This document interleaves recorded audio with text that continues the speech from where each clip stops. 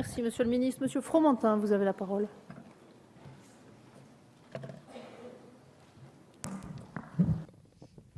Merci Madame la Présidente, Monsieur le Ministre, Monsieur le rapporteur. Moi, j'ai l'impression d'être vraiment ailleurs, là, à vous entendre parler d'une réforme du permis de conduire, alors que les mesures que vous décrivez procèdent d'un léger ajustement contextuel et quantitatif et en rien d'une réforme du permis de conduire. Et je vous conduis à regarder, étudier les rapports qui ont été faits en 2005, il y a eu 2 rapports en 2008, en 2009, toute une série de bavardages qui ont eu lieu sur le même mode que ce que vous évoquez aujourd'hui et qui n'ont pas résolu le problème du permis de conduire. Et j'avais sans doute, avec quelques-uns, eu la naïveté de penser que le texte qui s'appelle Croissance Activité, qui me semblait montrer une certaine ambition pour vraiment réformer, non pas faire des ajustements, mais réformer là où les Français ont besoin qu'on réforme pour adresser des sujets aussi importants pour eux que le permis de conduire, je pensais qu'on l'aborderait vraiment sur le fond. Pas qu'on serait dans un recyclage de quelques mesures d'ajustement que le ministère de l'Intérieur a raison de prendre pour régler le problème pendant quelques mois ou en tous les cas éviter la surpression, la surchauffe du permis de conduire. Et je suis extrêmement déçu de voir que finalement vous vous contentez de ça, qu'on en reste à ce niveau. Et je sais que le constat des difficultés structurelles que pose la manière dont est organisé le permis de conduire n'est pas dans les mesures que vous proposez, n'est pas dans les ajustements que vous évoquez, va bien plus loin, et vous le savez. Et je ne comprends pas pourquoi aujourd'hui on a peur, pourquoi aujourd'hui on ne veut pas avancer. Parce que les chiffres qu'a donné le rapporteur ne sont pas les chiffres, et vous savez qu'on a fait une proposition de loi il y a quelque temps, on a auditionné pendant des heures tous les acteurs de la filière. Ce n'est pas 200 000 ou 200 ou 300 000 places qui manquent. Il y a effectivement 1,3 million de permis d'épreuves qui sont passées chaque année. Il y a 3 millions de demandes, c'est 2 millions le chiffre. Ce n'est pas 2, 3, 400 000, vous le savez, c'est bien plus. C'est 2 fois plus d'inspecteurs, peut-être 2 fois et demi, 3 fois qu'il faudrait pour résoudre le problème. C'est pour ça que l'effet déceptif de la mesure que vous proposez va être énorme, va être à la hauteur des enjeux que représente le permis de conduire pour des centaines de milliers de Français. C'est le premier diplôme en France. C'est le sésame pour aller travailler. C'est à la fois en zone dense des niveaux de saturation exceptionnels et dans les zones à faible densité, le passeport. Le passeport pour aller vers une ville moyenne, pour aller vers une métropole, pour aller suivre ses cours le matin. Et comment est-ce qu'on peut, sur un texte emblématique, on y a cru, avoir si peu d'ambition sur un sujet aussi important que le permis de conduire? Donc moi, je ne peux pas accepter ce recyclage de mesures contextuelles prises par le ministère de l'Intérieur. Ce n'est pas à la hauteur de ce texte. Et si ce texte se résout à ce type de mesures, encore une fois, sur probablement la disposition qui impacte le plus les Français, Monsieur le Ministre, dans les 150 articles que vous proposez.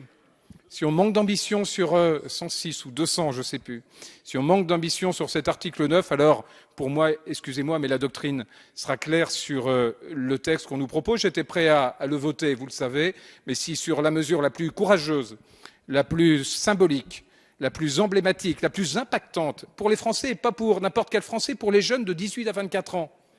Parce que vous savez qu'aujourd'hui, ce n'est pas moi qui le dis, c'est le délégué à la sécurité routière, c'est plus de 500 000 jeunes qui conduisent sans permis. On vient de commenter les chiffres de la sécurité routière, 500 000 jeunes qui conduisent sans permis.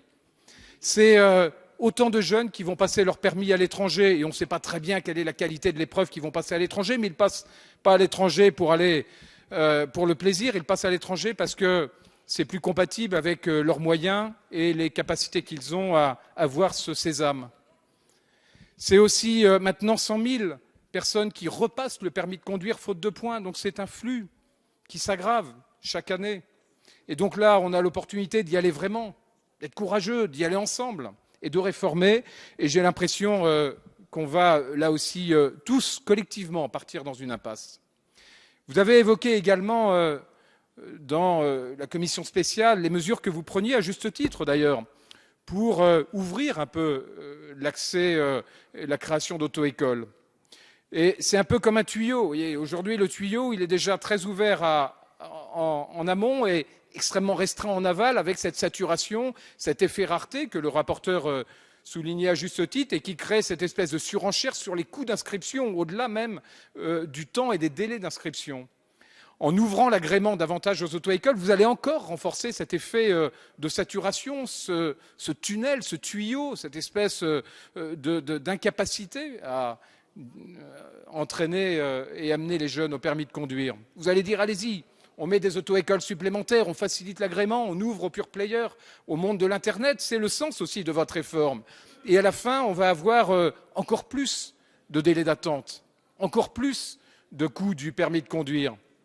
Et quand vous dites, monsieur le rapporteur, que vous êtes attaché à la gratuité, bien sûr, on est tous attachés à la gratuité. Mais c'est une fausse gratuité, vous le savez.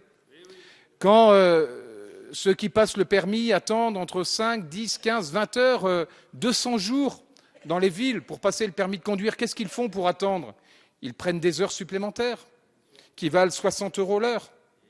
Et quand vous avez 5, 10, 15, 20, 25 heures supplémentaires, et je ne parle pas de ceux qui passent le permis pour la deuxième ou troisième fois, mais on est dans une gratuité qui est purement théorique.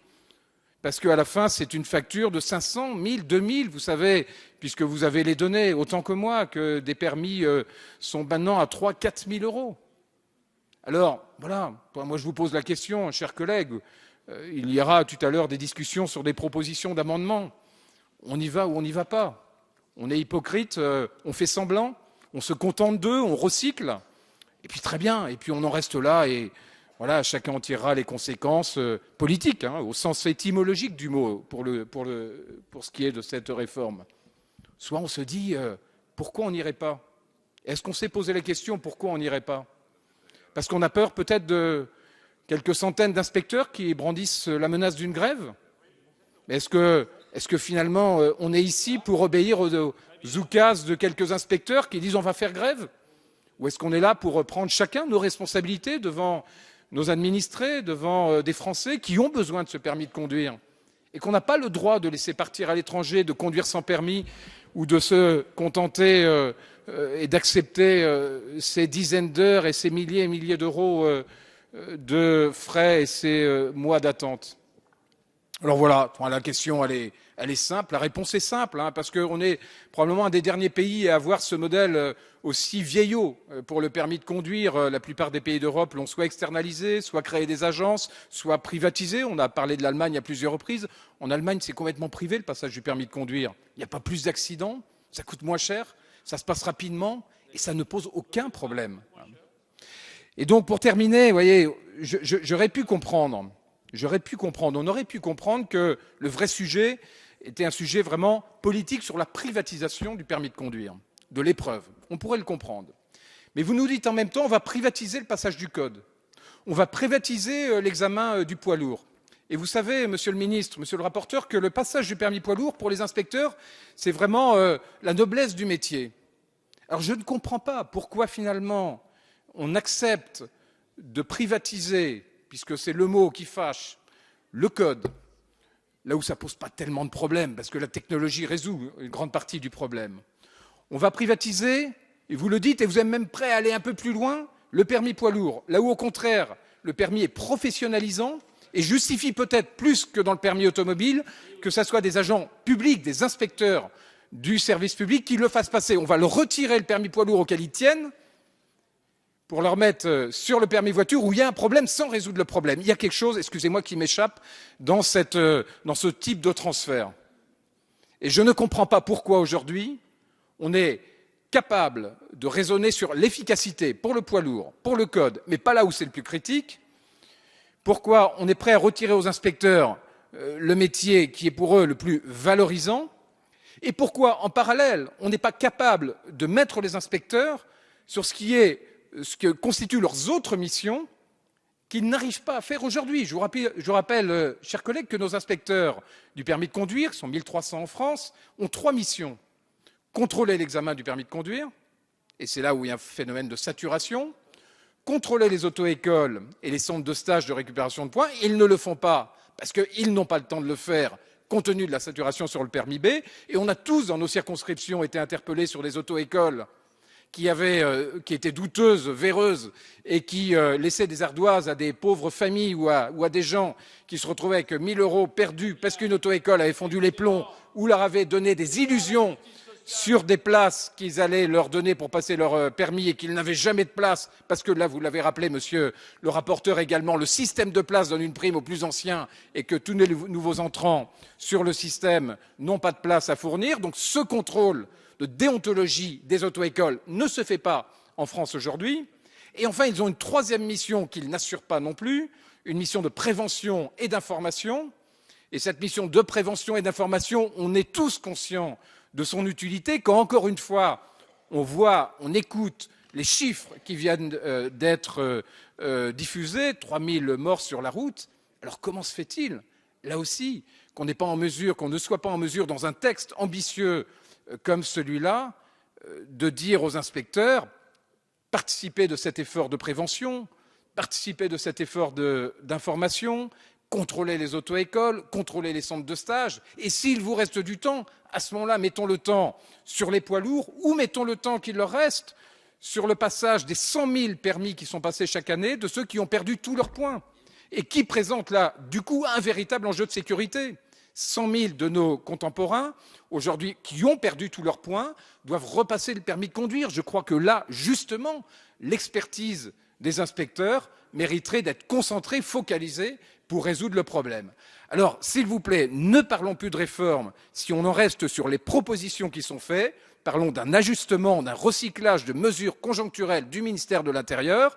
Si on fait une réforme, et si telle est l'ambition de votre loi, monsieur le ministre, allons vraiment dans les amendements et donnez-nous des garanties qu'on va résoudre avec les amendements qui sont proposés et largement partagés par des collègues. Vous l'avez vu à l'occasion de la commission spéciale, puisque les amendements ont failli passer. Allons vraiment dans une ambition, et je peux vous dire qu'elle ne sera pas politicienne, elle sera vraiment politique au sens noble du mot, parce qu'on sera collectivement capable de montrer sur votre véhicule législatif qu'on est au service des Français. Merci.